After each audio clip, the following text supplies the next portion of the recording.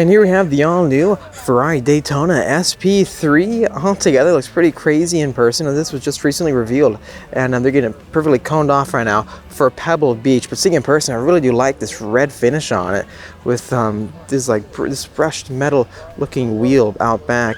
The carbon strappings look massive on either side. It's running on P0 Corsa tires, so not the most aggressive tires out there. The power output for the all-new SP3, 830 horsepower with a 6.5 liter V12. These hypercars made by manufacturers like McLaren, also Ferrari, they're so crazy when you see them, right? Because obviously the price tag is insane, right? $2+ million. You're getting a naturally aspirated 6.5 liter V12 that revs past 9,000 RPM, well, specifically a 9,500 RPM. I can't imagine what that must be like. I know that riding in the Z06 the other day, 8,600 RPM seemed pretty crazy for a naturally aspirated V8. Then V12, 6.5 liters, 830 horsepower, all in and no forced induction and no boosting whatsoever. I can't imagine what that thing right behind me is like. And check it out, we have the beginning workings of the Ferrari section for Pebble Beach. Now, coming to our right, yes, we do have a brand new 296 GTB here. The typical 296 GTB red that you see all the time. And then to the right, you have the SF90. One thing I want to point out is this. Look at the side mirrors. Very similar design attributes when it comes to the body color up top, right? And then being finished in black underneath the mirror itself for the arms that hold the mirror up. Really interesting how they are starting to implement that same design philosophy into their new Ferraris coming out. I think same can be said for the SP3. Yep, way down there, the SP3 has the same style side mirrors as this model right here. Haven't tested out the 296 GTB yet, but stay tuned for our full test and review. Can't wait to see how this thing performs on the racetrack. That is going to be definitely exciting. Altogether, having 8+ horsepower with its 120-degree laid out V6. I think with the hybrid nature of it, it's going to be a promising car. I know the big issues right now is why would you want to leave the V12s, right? Or the high revving naturally aspirated V8s. When you look at the performance enhancements you can get, even out of this model right here, it's still got a V8, right? But then with the hybrid nature of it, getting up to 1,000 horsepower and beating anything else on the road, I think it is worth the cost to say goodbye to naturally aspirated engines that say no to the help of hybrids. Let me know, what do you think of this paint color for the SF90? It is metallic, I believe, from the look, but backing up, I think this light, almost steel metal blue is really cool.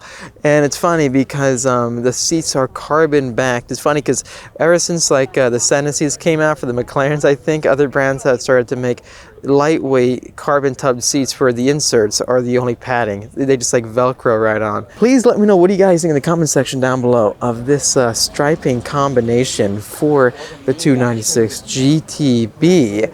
Is this racing stripe combo the way to go? Now, I believe with the Seto Fiorano package, it gives you this kind of striping kit standard. I think with the shorter wheelbase of the 296 GTB and how lively it's going to be with that power output, it should translate into a very fun track car. And it's got actually Cup 2Rs. 305 35x20. So I was just in the Z06 Corvette on Laguna Seca yesterday, and for the laps that we were going and running with it, we were running the Cup 2Rs for a 345 combo up back. So significantly wider, but these tires are just the grip that you get with the Cup 2Rs on track from my testing.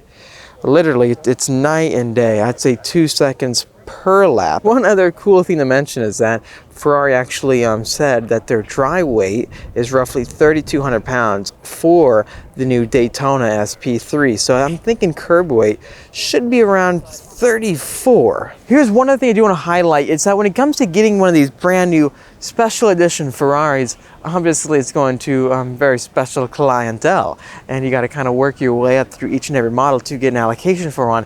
So it's mainly, I would say, like a reward to special Ferrari customers who have invested a lot of of money to the brand. You can't just call up, I don't think, Ferrari to get that new SP3. Not like that many people are going to be doing it because it's a $2+ million car. I do find it interesting how some brands require you to buy certain models to get the next one. For example, SF90, you got to buy other Ferrari models to get an allocation for that car. Luckily, I don't think it's the same story for 296 GTB, but I do know they prioritize Ferrari customers before a new customer. So someone who comes in after you might have their car built before you because they are a prior Ferrari customer. Very interesting how all this stuff works. Please let me know, what do you think in the comment section down below regarding all that news. Is it worth it being a Ferrari client? I think they make such great cars. I honestly love them in tracking them and driving them. It makes sense what makes them so special. But please let me know, what do you think in the comment section down below. Isn't this such a cool sight? Going all the way down to the latest gen 48 Evo Challenge car. We even have the 458 race cars in front of us with their naturally aspirated V8s. The funny thing is, I've actually driven the same variant of the Challenge car. It looked just like this, finished in red, and we tracked it on Button Willow Raceway. You can get them less than a brand new Ferrari. So when you think about it, who wouldn't want to try a track? And the only bad thing about it is that you don't have a warranty. If anything bad happens, you're pretty much screwed. The really cool thing about this in particular Challenge car is that it's basically not regulated by the horsepower. A lot of racing series like GT4 class or other classes like IMSA, they regulate the power to like 500 horsepower or less to make all cars equal. They can really go beyond and run at max power. So this is running 700 plus horsepower for the 48 platform. Anyway, stay tuned for 10 more great videos out here at Car Week for Monterey. If you enjoyed this video, make sure to hit that like button to help me out and subscribe for much more great content coming out your way. I'll see all of you in the next episode.